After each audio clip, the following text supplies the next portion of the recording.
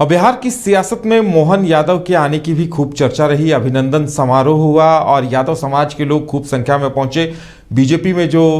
यादव नेता हैं, नंदकिशोर यादव हों या रामकृपाल यादव, वो भी काफी बढ़ चढ़कर उनके साथ इस कार्यक्रम में नजर आए और आम लोगों से भी बातचीत की, जानने की कोशिश की हमारे संवाददाता गौतम ने। तो सीधे हम चलेंगे गौतम के पास। गौतम, आप उस वक्त कार्यक्रम में मौजूद थे और यादव समाज के बहुत से लोगों से आपकी बातचीत भी हुई, क्या कुछ कहा लोगों ने? देखिए, पब्लिक ओपिनियन जब हम लोगों ने लिया तो साफ तौर पे जो राय थी वो ये थी कि कहीं ना कहीं आरजेडी का जो वोट बैंक है उसमें बीजेपी सेंधमारी करने में सक्षम हो जाएगी और लोकसभा चुनाव में जो आरजेडी के खाते में जो वोट बैंक है माई समीकरण के यादव गुट का, तो कहीं ना कहीं उसमें उसका फ़ायदा होगा, क्योंकि जो तबका पढ़ा लिखा है यादव समाज में वो अब नहीं चाहता है कि लालू प्रसाद यादव के उस दौर को याद करें, उस जंगल राज के दौर को खास करके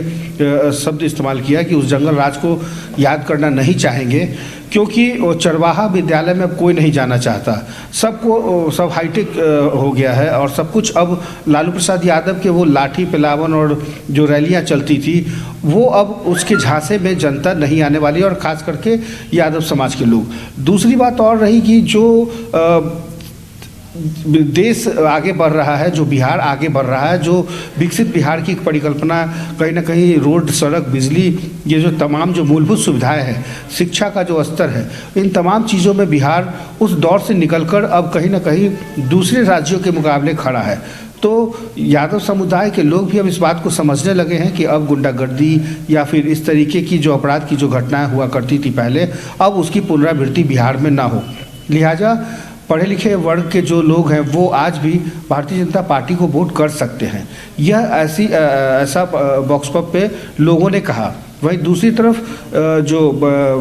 भारतीय जनता पार्टी में जो शामिल यादव समुदाय के लोग हैं या यादव जाति के जो नेता हैं, उनमें नित्यानंद राय, नंदकिशोर यादव, रामकृपाल यादव, खुद बिहार प्रभारी भूपेंद्र यादव ही नहीं, कई ऐसे नाम हैं जो भारतीय जनता पार्टी में यादव समाज से आते हैं और लगातार जीतते रहे हैं। आप कल्पना कीजिए कि नंदकिशोर यादव लगातार ये 7वीं जीत है। रामकृपाल यादव लालू प्रसाद यादव की बेटी को परास्त करके 2 बार लोकसभा का चुनाव जीत चुके हैं। इसके अलावा कई बिहार के ऐसे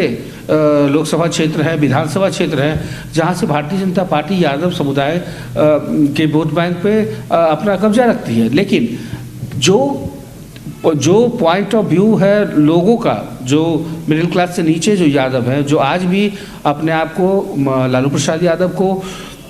कहीं ना कहीं यादवों का नेता मानते हैं, और महागठबंधन की सरकार ने जो जातीय समीकरण जो बनाए हैं उस समीकरण में यादव समुदाय की जो हिस्सेदारी और भागीदारी है उसको लेकर कहीं ना कहीं अब ये लग रहा था कि कहीं एक बार फिर से लालू प्रसाद यादव, तेजस्वी यादव इस अपनी जो पुरानी एक नई स्कीम है माई समीकरण के बाद जो इस बार कह रहे हैं A to Z, उसको लेकर चलने की बात कर रहे थे। लिहाजा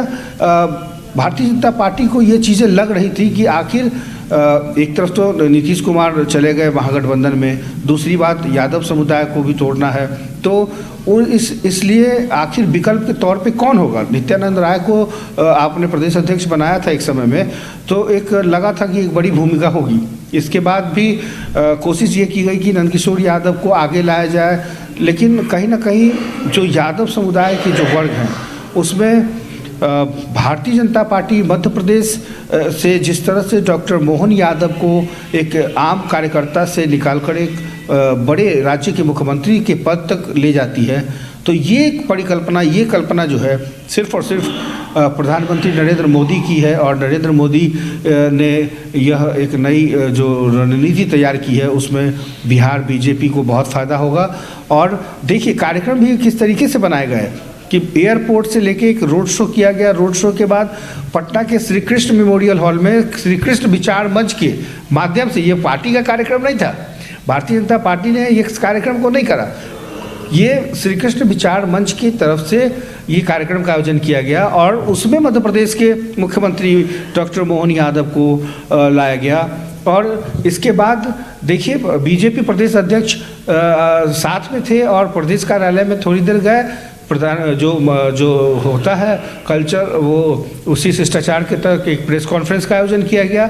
लेकिन गए उसके बाद फिर कहाँ, वो गए इस्कॉन मंदिर। जी हाँ, इस्कॉन मंदिर लैंड ऑफ मार्क है राधा कृष्ण का। कृष्ण जी कहाँ से आते हैं? यादव समुदाय से, यदुवंशी थे। तो कुल मिलाकर आप घुमा फिरा के आप देखिए तो पूरी तरीके से ये सिनारियो पहले से तय था, कार्यक्रम तय था। हालांकि इसमें मौसम ने बहुत विघ्न बाधा उत्पन्न की, 2 घंटे तक विमान ऊपर उड़ती रही और तब जाके मौसम जब साफ़ हुआ, जब विजिबिलिटी क्लियर हुई, तब जाके वो विमान लैंड करता है और उसके साथ ही कार्यक्रम की शुरुआत होती है। और पूरे कार्यक्रम के दौरान सबसे बड़ी बात देखिए कि डॉक्टर मोहन यादव ने एक बार भी लालू प्रसाद यादव, तेजस्वी यादव, किसी भी पॉलिटिकल चेहरे का नाम नहीं लिया। सीधे तौर पर उन्होंने कहा कि बस तमाम यादव समुदाय को एक होना है और सबकी दृष्टि प्रधानमंत्री नरेंद्र मोदी के विकसित राष्ट्र की तरफ होना चाहिए। गौतम, एक बात बताइए कि कितने लोग वहां जुटे थे? यादव समाज की अगर बात की जाए तो बिहार में एक बड़ी आबादी है, तो अगर संख्या के लिहाज से देखा जाए तो लोग किस कदर जुटे और उन्हें सुनने के बाद लोगों में क्या कुछ रिएक्शन रहा? देखिए, जहाँ तक सवाल है कैपेसिटी का, तो जहाँ पे ये किसार विचार मंच के तरफ से जो आयोजन हुआ था श्री कृष्ण मेमोरियल हॉल में, तो वो उसकी कैपेसिटी तकरीबन 5000 से 10,000 के बीच की है, लेकिन उससे ज़्यादा संख्या बाहर में थी। ये ज़रूर कह सकते हैं कि चूँकि पटना जो जहाँ पे कार्यक्रम हुआ था और पूरे बिहार से कृष्ण विचार मंच के जो लोग आए थे वो अलग अलग ज़िले में भी हैं। और नंदकिशोर यादव पटना सिटी से विधानसभा से जीतते आ रहे हैं, तो बड़े समुदाय के खिलाफ नंदकिशोर यादव की लड़ाई रही है, कुशवाहा समाज के खिलाफ, और फिर भी वो जीतते रहे हैं। दूसरी तरफ पाटलिपुत्रा में कंप्लीट यादवों का समीकरण जिसके पास है वही जीत सकता है। लालू प्रसाद यादव जैसे, उनके परिवार के जैसे मीसा भारती जैसे लोग हार सकते हैं।